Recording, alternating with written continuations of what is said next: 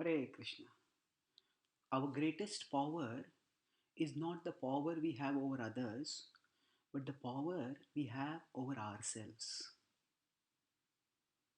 In today's world, there is an enormous craze for power.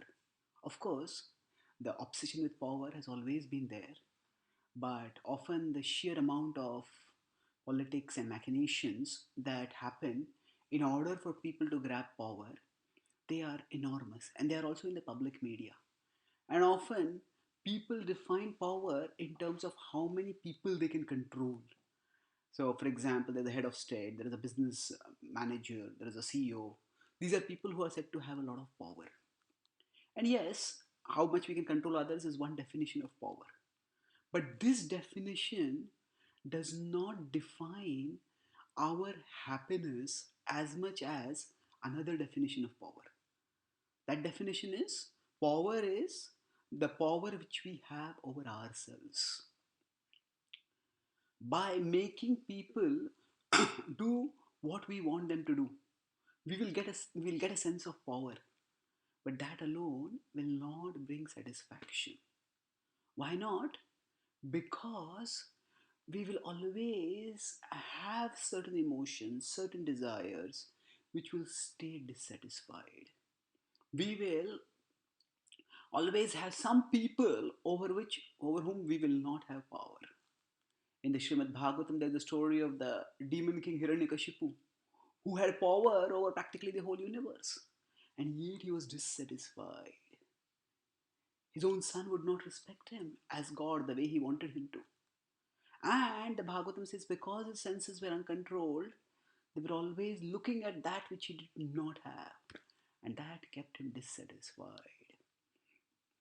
So, the Bhagavad Gita talks in the 16th chapter about how the ungodly, in order to gain pleasure and power, in order to gain pleasure and to gain power so that they can gain pleasure, they often cast aside morality.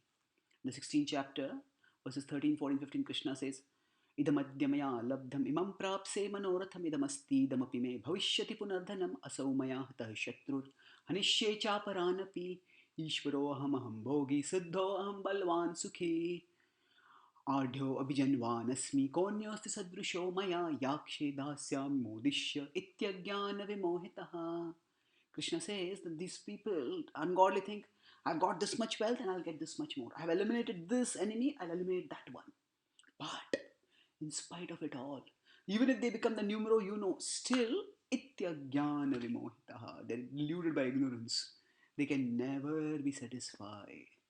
So if we want to be satisfied, what we need is not so much control over others as we need control over ourselves, our own desires, our own emotions, our own mind and senses. In the 5th chapter, 23rd verse, Krishna tells, what is it that will make us happy? Shaknoti haiva yah sodhum praksharir vimokshanat kama krodhodbhavam vegam sayuktah sa sukhi naraha. This is Arjuna, if it's possible for you. This is a way of stimulating a spirit of challenge in a warrior. Heroes want to do that which is difficult to do. Krishna is challenging him. If it is possible for you to do what? To subdue the power of desire and anger, then you will stay spiritually connected. Sayuktaha sasukhi naraha. So some of us may have much power over others. Some of us may not have so much power over others. And sometimes we may feel that we are deprived because we don't have that much power over others. But if we recognize that the power that will bring real contentment, that is the power we have over ourselves. And the door to acquiring that power is open for every one of us.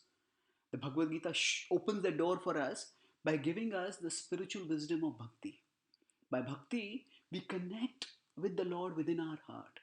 And He empowers us to control ourselves, to purify ourselves, to connect ourselves with Him, and thereby find lasting happiness. Thank you. Hare Krishna.